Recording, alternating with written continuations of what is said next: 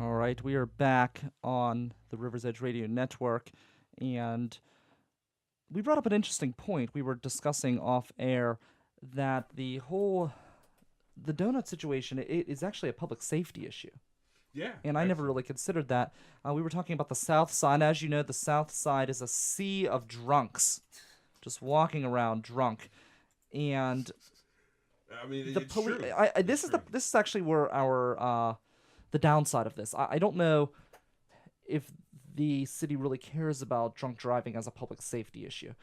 Because and the only reason why I say this is one time I was at the Tiki Lounge, and I get a drink at 1:30. I think it was 1:30. No, it was before 1:30. I think it was like a few minutes before 1:30. And I'm not somebody, I don't chug my beer.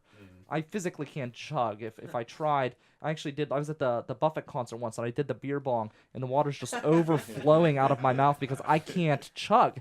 My throat locks up. I gulp. I go like I gulp. Yeah. So I'm there at the Tiki Lounge, and it's 1:30. It's last call, and immediately after they do last call, this officer walks through, and he's not even on the clock. Like, he's on the clock, but he's not on the clock. The bar's paying him, but he's in his police uniform pretending to be an on-duty officer. That's what they do down there. Yeah. I think it's shady as hell. So he's walking through, and he's like, finish up, and then he walks back to the people who are dancing. We're not dancing. We're just sitting at a table.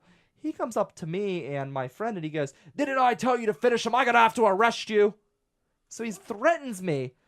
He literally threatens me because I'm not chugging my beer, getting a buzz so I could drive home drunk. Wow. In fact, I think, and sometimes they encourage it because it brings in revenue, you know. But anyways, this guy, asshole. So I would not be surprised if they want people to be drunk. You know what I mean? I mean, I've seen a lot of interaction on the south side with drunks and police.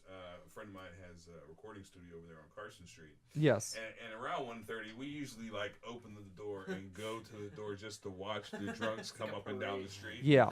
So the one day we're watching a guy right there on 11th Street in Carson, and there's two guys. They're like walking home. You know, you could tell the one guy was really drunk, and the other guy was kind of semi-drunk. So and he's trying to get the really drunk guy to like, come on, let's go home. And the other dude is like, let's go to the after hours across the street from the BP station. Yes. So they start arguing.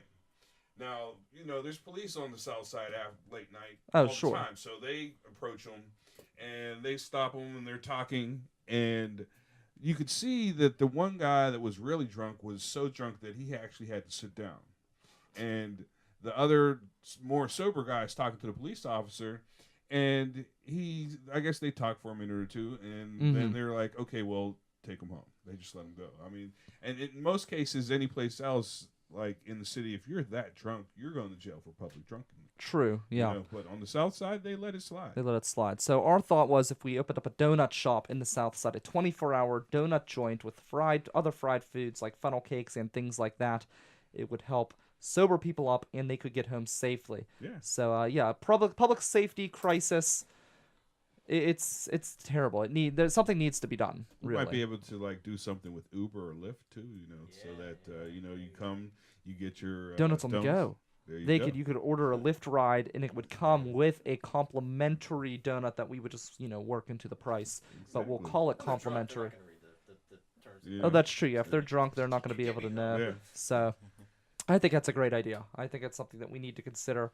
We're going to talk more donuts and other good shit as well after the break. But we're going to bring your weird news in next after 30 seconds of awesome cast promo on the River's Edge.